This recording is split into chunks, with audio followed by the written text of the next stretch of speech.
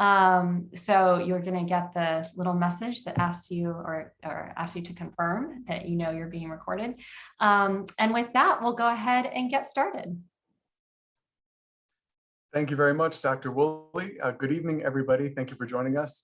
I am going to share my screen for our presentation. So let's get that going. All right. Hit present.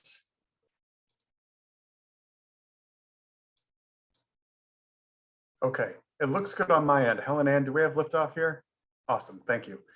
So welcome everybody to our kitchen table conversation. We're really happy to have you.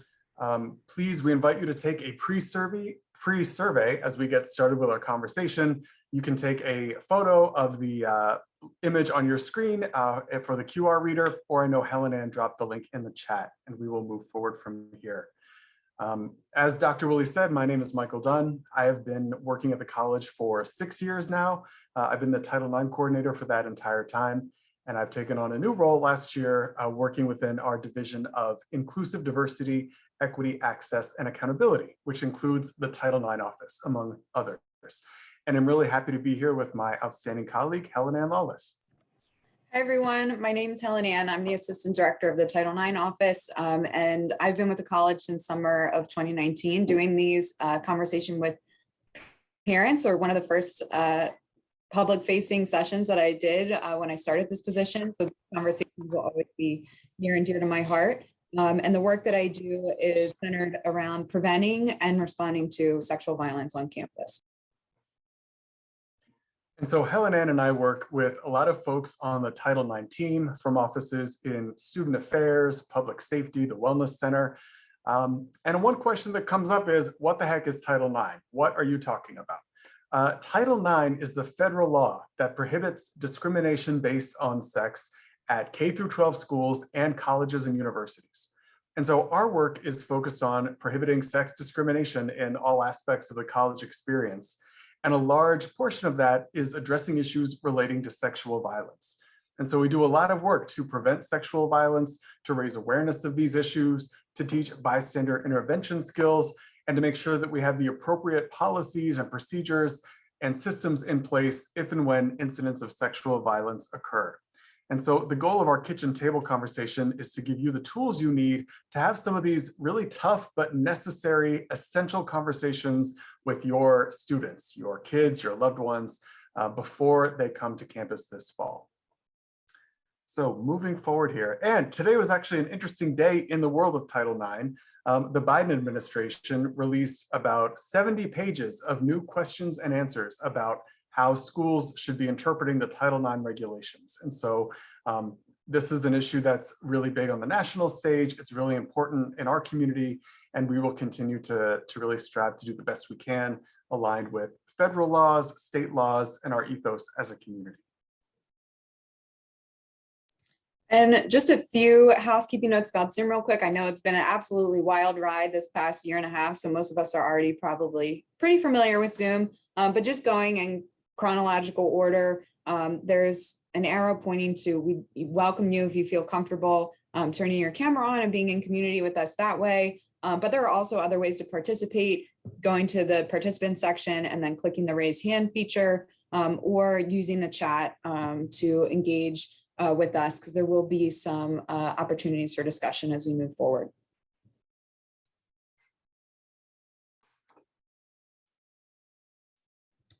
All right, and then just looking over what our goals are for this session. As Michael shared, the work that we do largely revolves around sexual violence on campus, but we're also going to be talking about how that intersects with alcohol and binge drinking, and how that impacts this issue in our community. And then we'll also be talking about the role that you play as parents and caregivers and loved ones of college students, and the influence that you have over their lives and their health and their overall well-being. Then we're also going to talk about tips of having these discussions, as Michael had said, and we'll be here to provide ongoing support throughout your students' time at the college. So these are very difficult topics. And we want to kind of give you the chance to share some of your thoughts as we begin this conversation. So when you think about having these tough conversations with your student, what word comes to mind for you? We would love to kind of hear your thoughts, your kind of initial thoughts right off the bat. Maybe a word, maybe a sentence. If you want to share that in the chat, or you could be brave and unmute yourself. We won't ask you to put your cameras on at this moment. Everyone's eating dinner. That's okay. But we would love to hear your thoughts. What word comes to mind when you think about these tough conversations?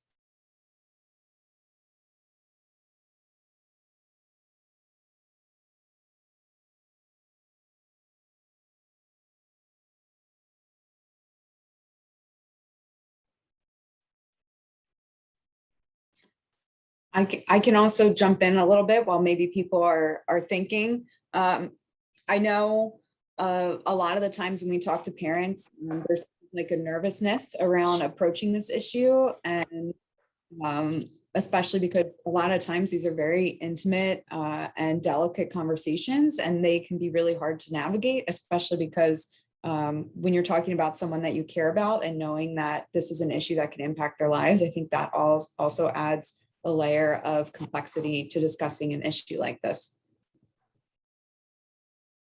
It looks like there might be some things going on in the chat. Yeah, we just had someone share scary with an exclamation point. Yeah, absolutely. Definitely. We hear that a lot from parents.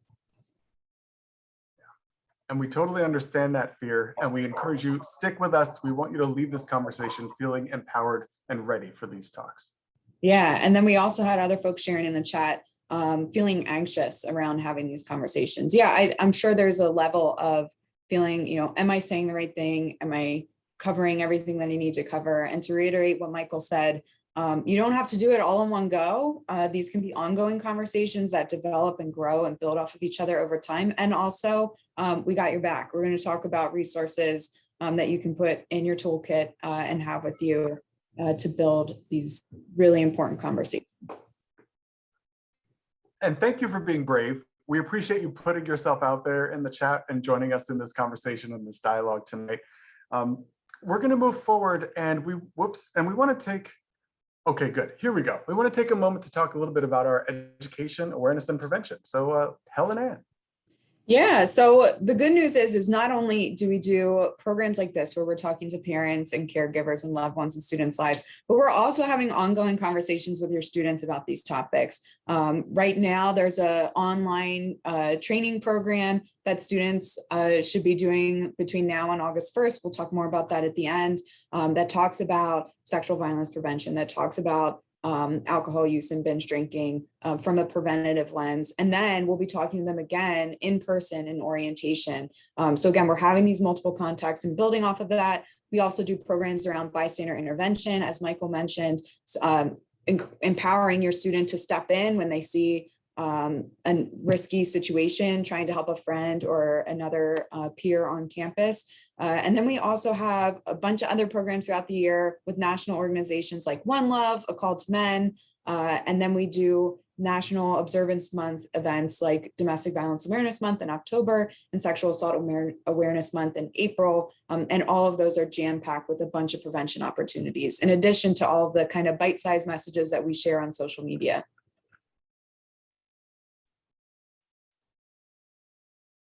And why do we do all of this? Because there's a lot of national research on sexual assault on college campuses nationwide and the role of alcohol in those issues.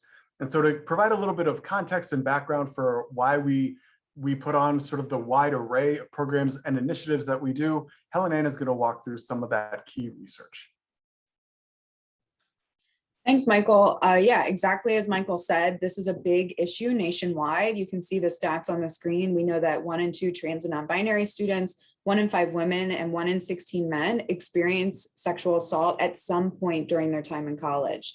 We also know that alcohol is the #1 drug used to facilitate sexual assault. A lot of the times people usually think that roofies or date rape drugs are the #1 drug used, but it's actually alcohol. And when you think about how omnipresent alcohol can be within this age group, it's so important that we talk about that and approach it head on, because as you see, nearly 50 or between actually 50% and upwards of 75% of college age sexual assaults include alcohol or involve alcohol in some way. So that's 1 or more parties were consuming alcohol at the time of the assault.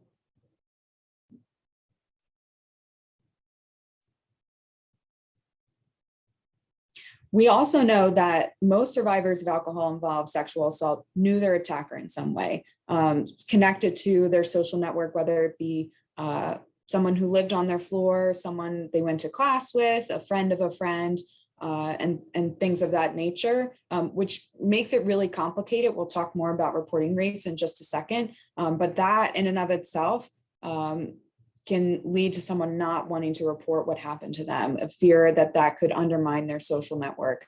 We also know some dynamics related to sexual assault and alcohol, that drinking alcohol can increase aggression and cause perpetrators to act without thinking. That doesn't mean that they're not going to be held responsible for their actions. We know that if you drink and drive, that is a criminal offense and you're going to be held responsible for that. Similarly, if you drink and you violate someone else's bodily autonomy and consent, that is still sexual assault and you will be held responsible for that. We share that information with students as well. And we also know that drinking alcohol lowers inhibitions. It makes it harder to know what's going on. And we share this not to say that it's that person's fault that something happened to them, but to illustrate a power dynamic where if one person is drinking and starts to get really aggressive and another person is drinking and sort of has a subdued nature and doesn't really know what's going on, that is a power dynamic that can be exploited by people with really bad intentions. So that is sort of the frame that we're sharing that information with you. And then, because bars and parties are places where you can find alcohol and social networks overlap, these are common places where assaults are perpetrated.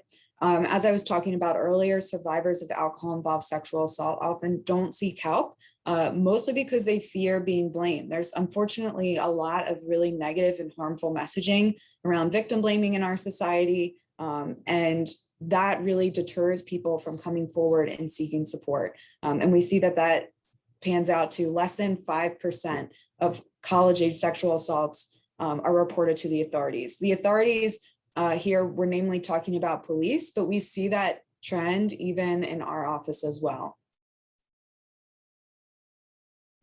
And then finally, one other piece of information we just want to share with you all is the immediacy and importance of the fall semester, especially the first semester for a college student. This is what's called in the research as the red zone. And basically what this has found is that most campus sexual assaults occur during those first 6 to 8 weeks of the fall semester. When you think about that, there's a lot of vulnerability that can be exploited in that situation. Students are new to campus, they're in surroundings that are unfamiliar to them.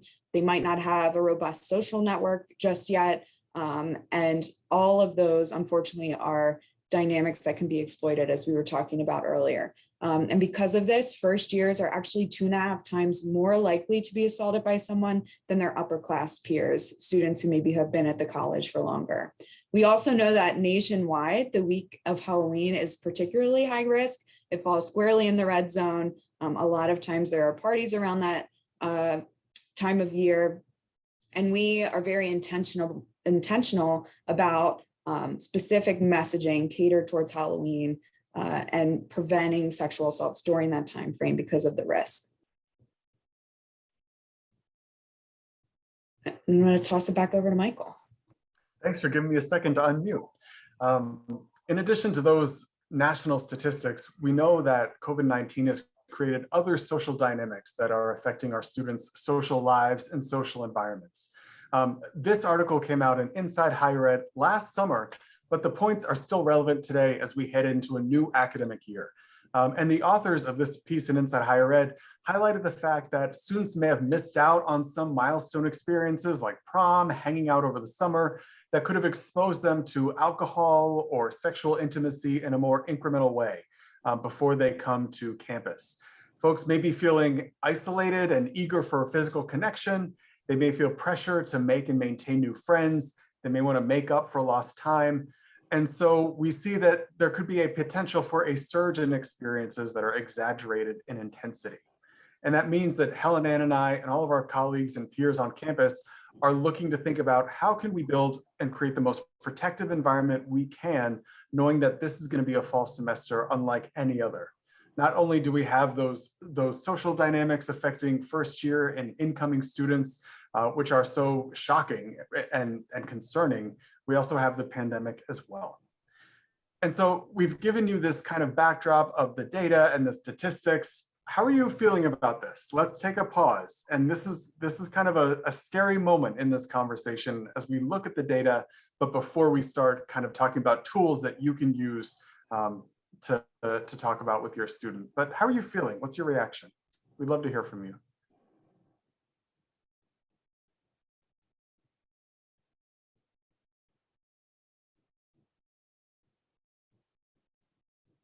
Folks are saying in the chat that this sounds about right.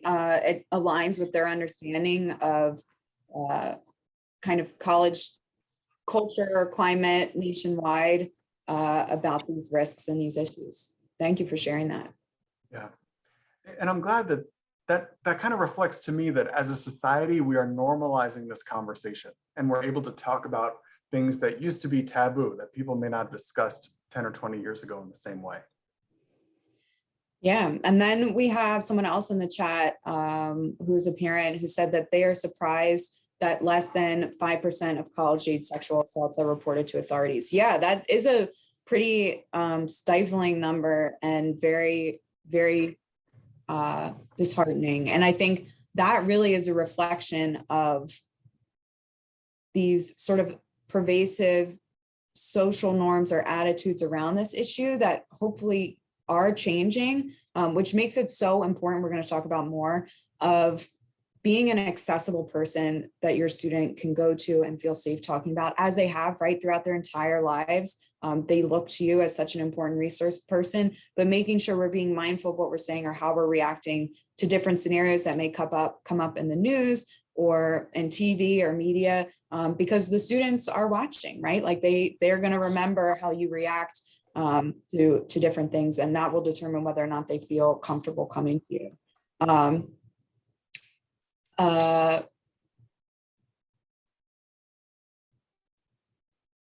Sorry, I'm reading something else that was in the chat.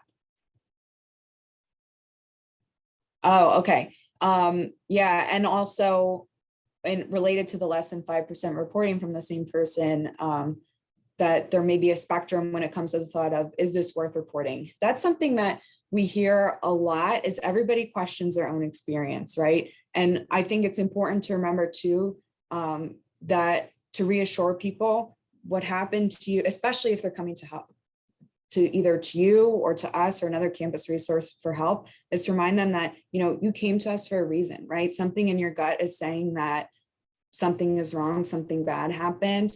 And it's important to kind of trust those gut feelings. Even if you're having that, is it worth reporting? The answer to that is probably yes.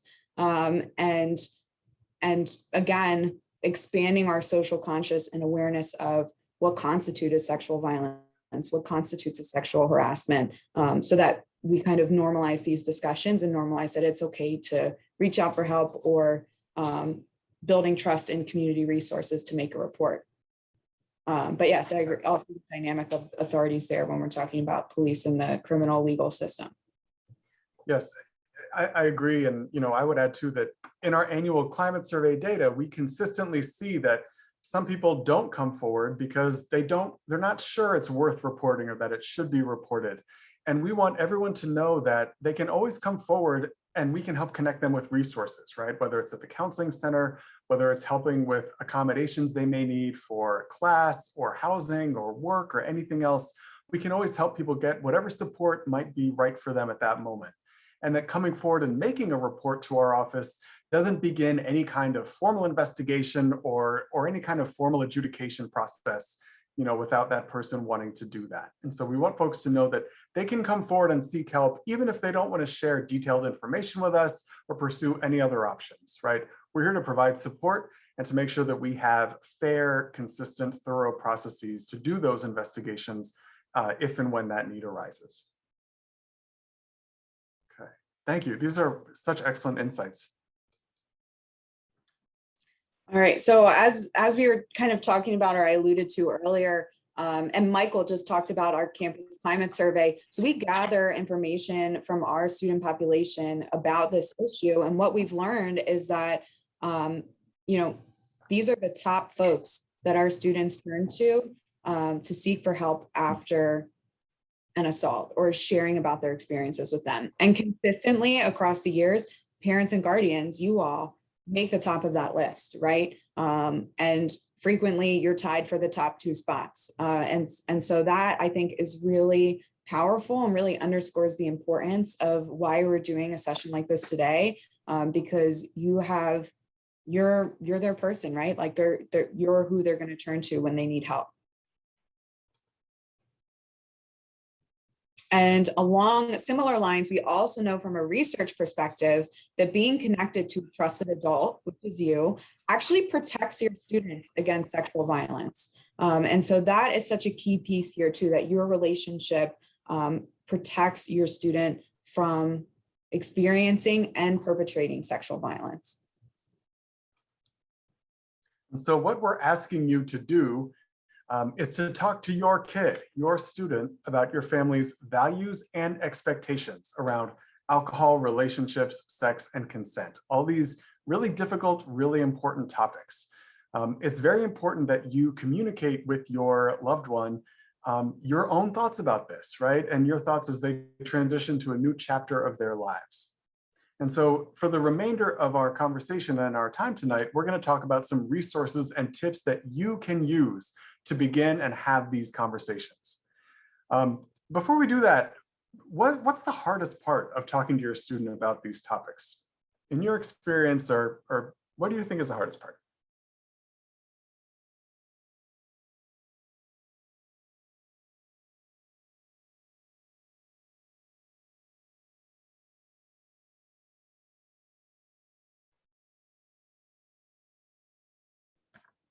Maybe also buying some time for people in the chat. Something at least that I think about. Oh wait, they're flying in. They're flying in. Love it. I love it. Finding the right time to start. Absolutely. Right. Not making you feel like you're blindsiding your loved one, or not making it feel like that it's, I don't know, a real change in like tempo or tone to something else that you had previously been talking about. So kind of like easing into that conversation. And maybe also in the chat, we see growing up with different levels of awareness that, especially I think over the last 4 to 5 years, we've seen a big change culturally in the way that society addresses and responds to this issue. And so that's a lot different than maybe an earlier generation where it was a much more, still taboo to an extent today, but not nearly as much, but maybe before it was a very taboo conversation to have that was never talked about. It was an expectation that this was something you kept to yourself, where now a lot of really amazing people are sharing about their experiences and raising awareness about this issue.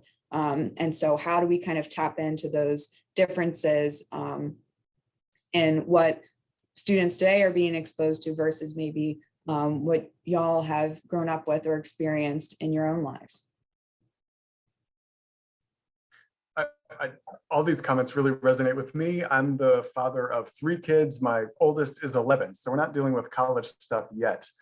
But conversations about these issues are really hard, right? Timing can be really tough. I don't know how many times I've ruined a perfectly good dinner by trying to have a conversation that wasn't the right time to have. And also knowing that our kids are growing up in a really different social climate than what we may have grown up in. And so how do we bridge that divide to have these conversations?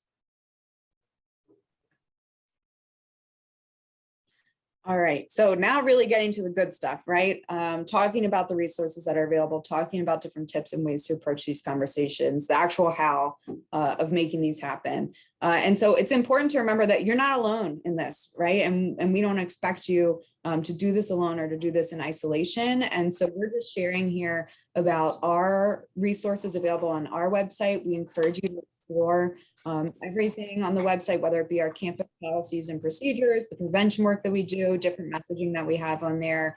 And we also really strongly encourage you to check out the Maryland Collaborative and collegeparentsmatter.org, which are two organizations that have heavily informed both the data that is in this presentation and the resources that we're sharing with you. The Maryland Collaborative mainly focuses on alcohol and the impact on college campuses. collegeparentsmatter.org focus on exactly what we're talking about, these conversations. And they have a lot of resources about a broad span of topics like alcohol, sex, consent, and preventing sexual violence. So we definitely encourage you to check out these resources. I think we can also share these slides, hopefully, so that folks can kind of click on the hyperlinks and be taken directly to those pages.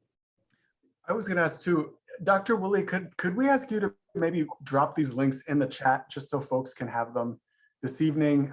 And we'd be happy to share this slide deck if you'd like to contact us, and all of our contact information will be at the end. And perhaps we can put our email addresses in the chat as well. I am happy to put those links in. Give me just one moment. Thank you. All right, I'm going to move forward if that's okay. All right, we talked about what's hard about these conversations.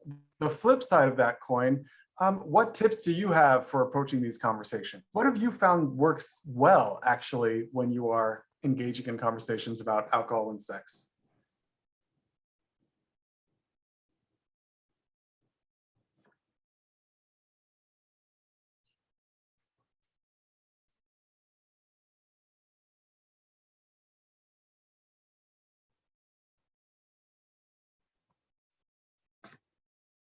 Honesty is something that popped up in the chat. Yeah. Oh, we got multiple people saying honesty. Y'all are on the same wavelength. Recognizing and kind of sitting in the discomfort that it's as awkward for you as it is for them. 100%. Yeah, I think that's so important. And kind of maybe acknowledging that even in the conversation, being vulnerable with that, like, look, this is a difficult thing for me to talk about. I know it might make you uncomfortable, but I love you and I care about you. I think this is important information for you to have. And that, yeah, that can be really powerful. Awesome. So we want to share with you 7 tips for talking to your kid about drinking. And again, these come from that collegeparentsmatter.org website. And so we're just going to walk through these tips. The first one is, don't be afraid to start the conversation. This doesn't have to be a taboo or toxic subject. You can assume that your kid has experience with drinking, perhaps directly or not, or they probably know somebody who has been engaging in drinking. And so it's okay to be direct with them and ask about opportunities they might have had to drink or been in situations where drinking occurred. And you can use good active listening techniques to engage in this, right? By asking open-ended questions instead of yes or no questions, by nodding and having receptive body language, or even rephrasing what you hear back from your kid. Another important tip is that, you know, as a parent or guardian, you are allowed to disapprove of drinking. And so you can give yourself permission to disapprove. I think there is sort of this, well, actually, I'm going to save that for a little bit. We know that research shows that parents who show a zero tolerance policy against alcohol, that their children are way less likely to binge drink during their time in college. And might not necessarily mean that they don't drink at all, but it means that they are drinking more responsibly just from you stating that you have a zero tolerance policy. And the other important thing there is to leave the door open, right? Saying that, you know, zero alcohol is best, but if and when like you need anything or you need help or you need resources or you need to talk about something, I'm here for you. And that is also really important as well. And I just want to underscore for the folks in the back, that point about parents who have a zero tolerance policy for drinking, their kids binge drink less, right? And so trying to be the cool parent or the cool guardian doesn't actually help your kid with healthier choices down the road. The third point, banish any fear that your disapproval is naive, right? It's not naive for you to express that you don't want your underage kid to break the law by illegally drinking alcohol. It may be naive to think that they're never going to do that or that they're not going to push those boundaries and experiment, but it's not naive of you to sort of hold the line and express that viewpoint. As we've talked about, your communications have a huge impact, and so it's really important to express these messages. Another tip is to focus on one message during the conversation. So like we were talking about earlier, this isn't just like a one and done where you're pouring everything into one conversation. These are conversations that can be had in segments over time. Maybe that also can kind of help account for the openness that we were talking about earlier, where you're kind of normalizing having uncomfortable conversations, but important conversations with your student. And it's also important not to kind of finish with a different topic. So this isn't a time to remind them about their chores or that they haven't called their grandparents in weeks. It's important just to stick to this topic during that time frame. Another important thing is, in relation to focus, choosing a good setting, making sure that devices are away and that those aren't a distraction as well, that everybody is committed to being engaged with this conversation for however long you decide is a good amount of time to talk about it. Number 5, reject the myth that discouraging drinking is useless because everyone is doing it. Research shows that even though there's kind of a perception that college is still this like Animal House environment where everyone is partying and binge drinking constantly, that's not actually the case. Research shows that social norms around drinking, people think people are drinking a lot more than they actually are. And so we can't really lean on the fact that like, well, it's hopeless, everyone is doing it. Everyone is actually not, and it's okay to sort of push against that current.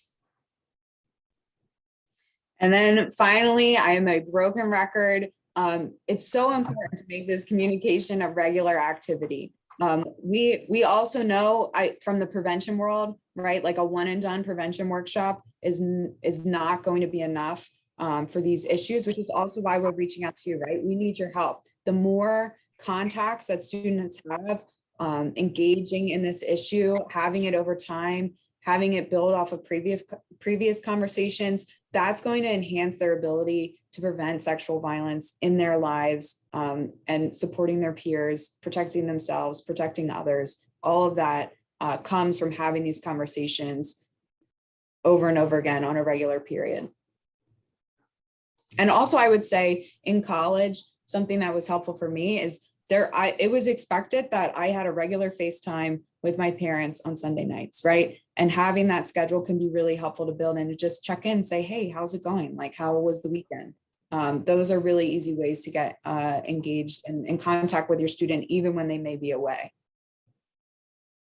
And the last tip, which we've talked about, is recognizing the power of your influence. Even though your kids are no longer little children, they are becoming adults, they're in a new phase of their lives, your influence still matters a lot. And we'll continue talking about that. Again, all this comes from collegeparentsmatter.org. If you go to that website, there's more detailed information about each of these tips, as well as research to back up what they're saying. So that could be a really useful resource for you. And so as you kind of look at these 7 tips, we wanted to ask you, how do they resonate with you? Any immediate thoughts or reactions before we move forward?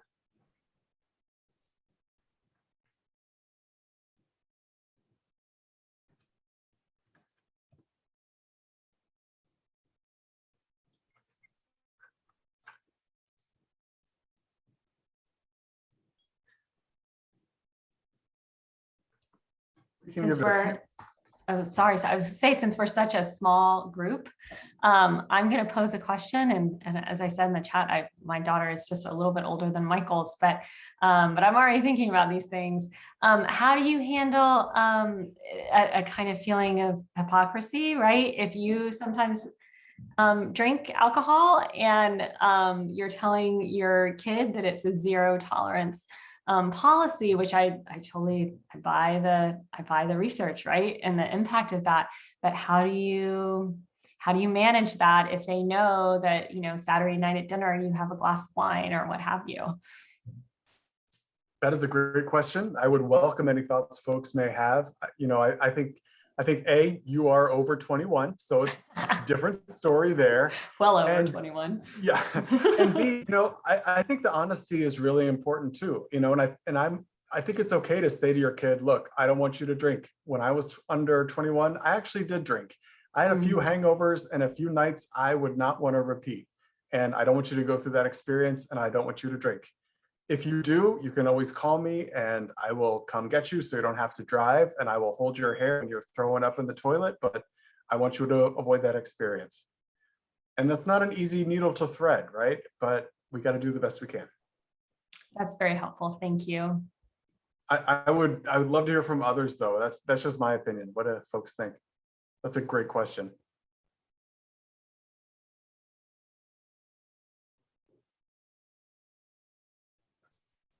I also think that could be a good opportunity to talk about both the physical environment and the social environment differences, where, you know, a glass of wine at dinner is a lot different than binge drinking on a campus when you feel pressure to drink because quote unquote everybody else is doing it. But we know, as Michael said, not everybody is. Like, people might be holding red Solo cups and they have water in it, right? Or Pepsi. We also have some folks in the chat saying that they really appreciate the tips on rejecting myths around sexual violence and alcohol, and also that everything is making sense to them and we're feeling good and on par with that. Nice. Liking the idea of talking about the fact that not everyone is binge drinking. That's really powerful information for people to have. Yeah, we know that our students are doing a bunch of other activities on a Saturday night other than drinking alcohol. And we make sure to provide those opportunities for students as well.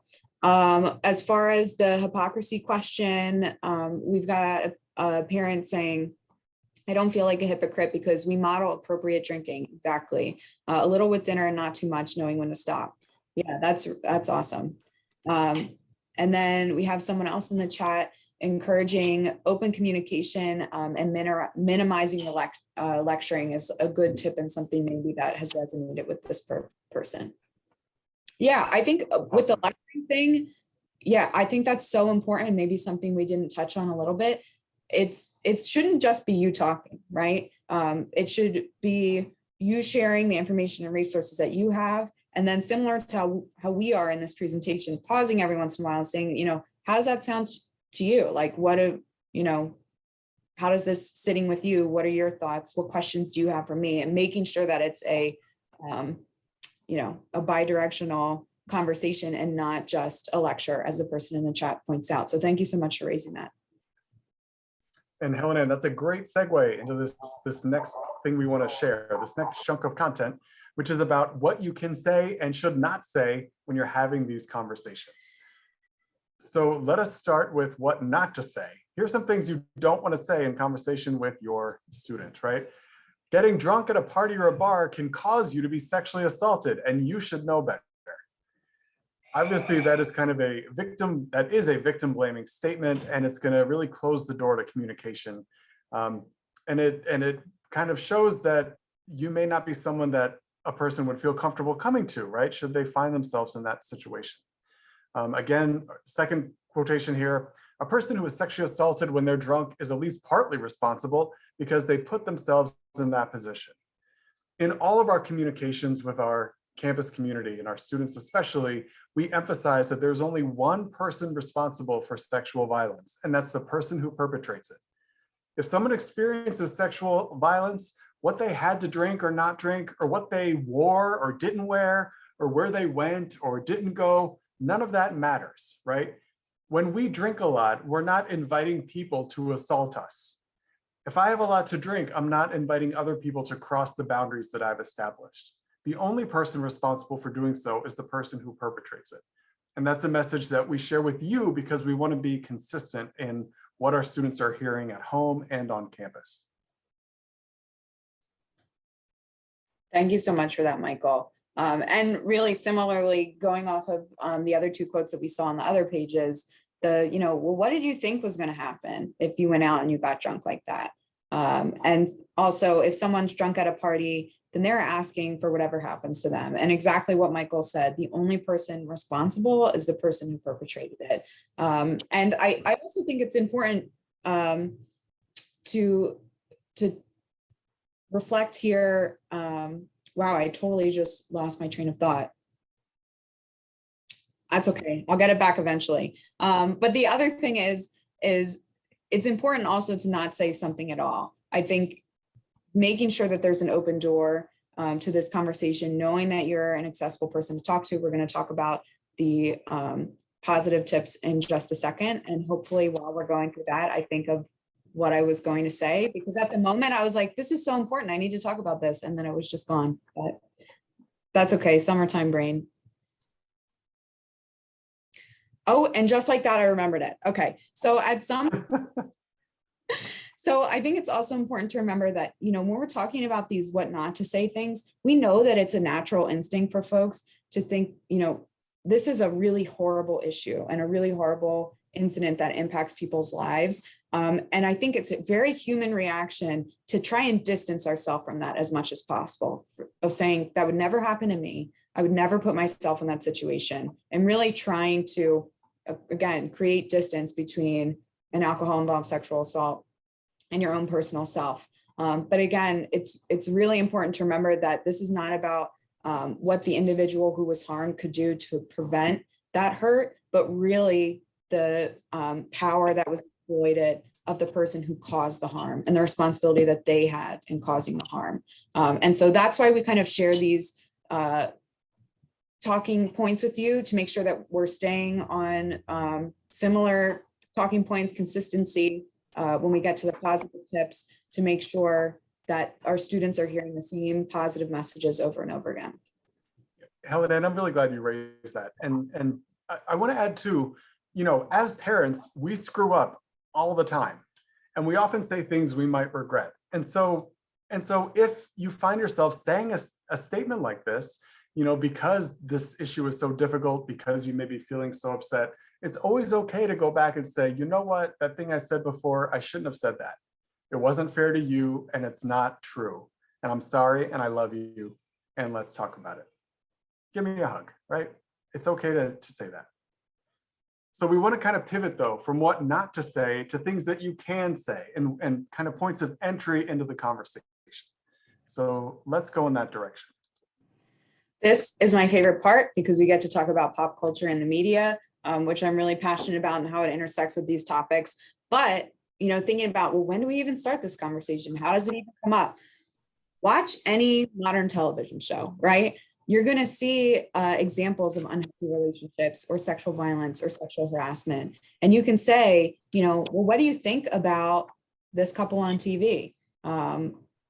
If you're watching Bridgerton together, if you're watching, I don't know, some students may have watched like To All the Boys I Loved Before, or some of these other films that are on Netflix and all of the other streaming services that we have access to all the time. That is such a great entry into having conversations about like this. Even saying, kind of like hitting pause, right? And saying, how do you think consent could have been better communicated in that scene? We see images of sexual relationships all the time in pop culture and in the media. And this is such a valuable conversation to have, using that example, talking about things that went well, things that could have been better, really great learning experiences. And then also just having an open-ended question about, what questions do you have about sex and relationships? What do you want to know? And going from there.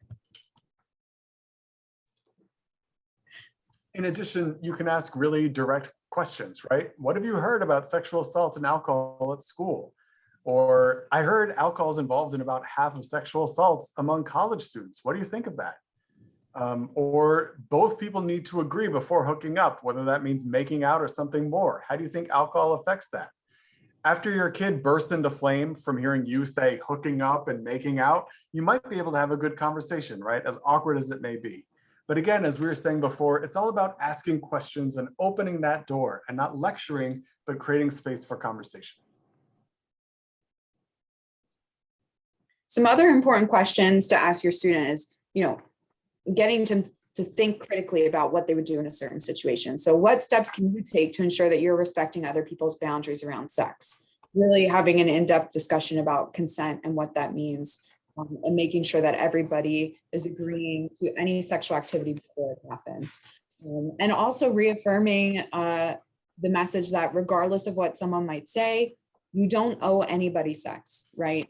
Regardless if someone is trying to guilt you or belittle you or pressure you into doing something, They don't owe anybody anything. And so how might your student respond if someone was pressuring you to do something that you're not comfortable with? We know that going through training to have refusal skills reduces someone's likelihood of experiencing sexual violence by 50%. Again, we know that the only person responsible is the person who perpetrates it, but these are tools in the toolkit, right? And we got to use all the tools at our disposal. The other important thing is to remember that these questions are important regardless of your student's gender. I think that there is sometimes, because of social norms in our society, a practice that these are conversations that are only being had with young women through one lens, and young men are having a different conversation, that young women need to be protected and that young men are viewed as maybe like the aggressors or the perpetrators. But we know, as the statistics that we talked about earlier, that sexual violence can be perpetrated by a person of any gender and experienced by a person of any gender. So don't shy away from these questions just because you think, oh, well, my child is a young man and he is not at risk for experiencing sexual violence. It's still important to have these conversations regardless of your student's gender. And finally, some other things you might say: if a person drinks alcohol or gets drunk, that doesn't mean they want to hook up, right? Or you can ask questions like, how do you make sure you and your friends stay safe when you go out? That can open a lot of really good conversations about bystander intervention, people take care of one another, things like that. And if you or someone you know were sexually assaulted, what would you do? And hopefully your student would know that they can come to our office and talk to us. They can go to the Lawless Center, they can talk to public safety. There are a lot of resources available for them to seek out help. And again, these are just some examples of prompts or ways to sort of engage in this conversation. I'm going to skip this discussion in the interest of time because we're kind of right at the conclusion. So we'll wrap up and then see if folks have any lingering questions or comments, okay? So really, to kind of wrap us up, the moral of the story is that you have such an important role to play, right? And it's so important for you to recognize the power and the influence that you have here. This comes from, I believe, College Parents Matter. When they asked seniors, what were the most important influences to help you achieve what you did in college? Their number one answer, number one, top of the chart, my parents. And again, that is huge. They know that they can turn to you. They know that you're their person. And that's why these conversations are so important. And so we want you to know and to feel in your soul that your years caring for your student have prepared you for this new chapter. And we talked at the beginning of this conversation about how scary this is and how kind of anxiety producing it can be, but there are tons of resources available to help support you during this transition and to have these tough conversations, including all the web stuff we talked about, as well as Helen, Ann, and me. We're also here to support you. And again, just to rehash some of the resources that we were talking about earlier, the links are there again. They're also, if you scroll up in the chat, Christine was kind enough to share those links in the chat. And then talking a little bit more about the trainings, again, helping all of us working together as a team to make sure that your student is completing these trainings. We're sending them reminders. We hope that you talk to them about the Title IX training that will happen during orientation on August 26th. Maybe you follow up on the 27th and say, hey, how'd that training go? Like, what'd you think? That could also be another avenue into these conversations, reminding them about the online trainings for both sexual assault prevention and alcohol EDU, which were launched on July 6th and they're due on August 1st. So in about 10 or 11 days. And finally, we wanted to recommend some books and an op-ed you might want to check out for more information about these topics. The first book, Sexual Citizens, was outstanding. Helen, Ann, and I both loved it. It's about a study at Columbia University over the last few years and what they learned about the dynamics of sex and power and sexual assault on campus. Next, we have two books by Peggy Orenstein. One is called Boys and Sex, one is called Girls and Sex. Boys and Sex came out last year in 2020. The Girls and Sex came out in 2016. These are, again, really compelling studies of what the real social dynamics are like for some young people in today's world. And so these are very eye-opening books. We highly recommend them. And Peggy Orenstein had an op-ed in the New York Times this summer, "If you ignore porn, you aren't teaching sex ed," which is also worth a read. And so just some recommendations if you'd like to explore further. And that is it. All of our information is right here. We would really appreciate it if you could take a minute to complete a short evaluation so that we can make this conversation as impactful and beneficial as it can be. And we invite you to check out our website, follow us on Instagram, all that good stuff.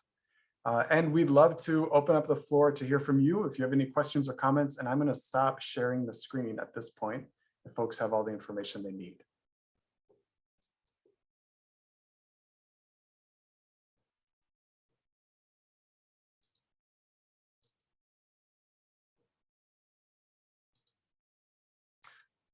Any remaining questions or comments, anything folks want to talk about?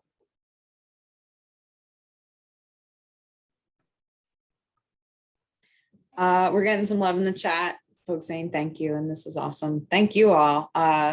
We, like I said, we view you all as a team. You all have such an important role to play in the work that we do on campus. And so thank you so much for what you do and for supporting our students. And also, you know, we had some folks earlier saying, oh, you're just talking us up, right? Like you're just hyping us up as parents, but no, it's so important. The data does not lie. And y'all got this, and we'll be here if you need anything. Yeah. Thanks, everybody. Have a great evening.